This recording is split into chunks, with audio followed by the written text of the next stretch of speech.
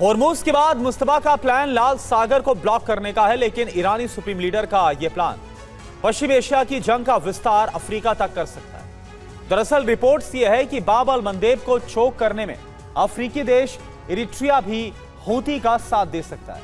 यानी मंदेब में अब एक नहीं बल्कि दो बैरियर होंगे और यह सब कुछ होगा अब मुस्तफा के इशारे पर। लेकिन सवाल यह है कि इरिट्रिया ईरान का साथ क्यों देगा और क्या होर्मुज की तरह ही लाल सागर रूट भी बंद होने वाला है? आप देखिए सुपर एक्सक्लूसिव रिपोर्ट।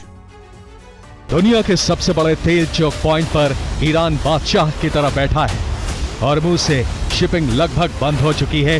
अब ईरानी सुप्रीम लीडर का प्लान लाल सागर को ब्लॉक करने का है, जिसके लिए जंग का विस्तार अफ्रीका तक करने का प्लान है। लाल सागर की बारूदी अग्नि सूडान और इरिट्रिया तक पहुंच सकती है। मुश्तबा लाल सागर में अपने प्रॉक्सी नेटवर्क को मजबूत कर रहे हैं ताकि लाल सागर से गुजरने वाली शिपिंग लेन को ब्लॉक कर सके। इसके लिए ईरान अफ्रीका में मौजूद देश इरिट्रिया का सहारा ले रहा है।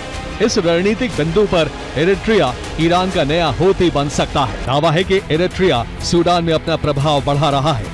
वो सशस्त्र इस्लामी समूहों को प्रशिक्षण दे रहा है, उन्हें हथियार भी मुहैया कराए जा रहे हैं। इरिट्रिया जिन संगठनों को मदद दे रहा है उनमें ज्यादातर पूर्वी सूडान के संगठन हैं। वो एक बड़ा नेटवर्क खड़ा करने की कोशिश कर रहा है ताकि सूडान और इरिट्रिया के बीच बफर जोन बनाया जा सके, साथ ही लाल सागर में प्रभाव बढ़ाया जा सके। अफ्रीकी देश सूडान में सालों से गृहयुद्ध जारी है। खासकर रेड सी स्टेट, कसाला और कदारिफ में मिलिशिया गुट सबसे ज्यादा एक्टिव है। हॉर्न ऑफ अफ्रीकी देशों में शामिल इरिट्रिया सूडान के दक्षिण में मौजूद है। इरिट्रिया के पूर्व में लाल सागर है। रिपोर्ट्स के मुताबिक इरिट्रिया सूडान के जिन सशस्त्र गुटों की मदद कर रहा है उनमें ज्यादा गुट रेड सी स्टेट, कसाला और कदारिफ में एक्टिव है। कसाला और कदारिफ में गुटों की मदद कर इरिट्रिया एक बफर जोन बनाना चाहता है जो सूडान के गृहयुद्ध से उसे अलग रखे। लेकिन रेड सी स्टेट के जरिए इरिट्रिया लाल सागर में प्रभाव बढ़ाना चाहता है और यह सब मुस्तफा के मास्टर प्लान का हिस्सा माना जा रहा है। दरअसल लाल सागर से सटा यमन का एक बड़ा हिस्सा हूती के नियंत्रण में। हूती के कंट्रोल वाली करीब 300 किलोमीटर की तटरेखा लाल सागर से सटी।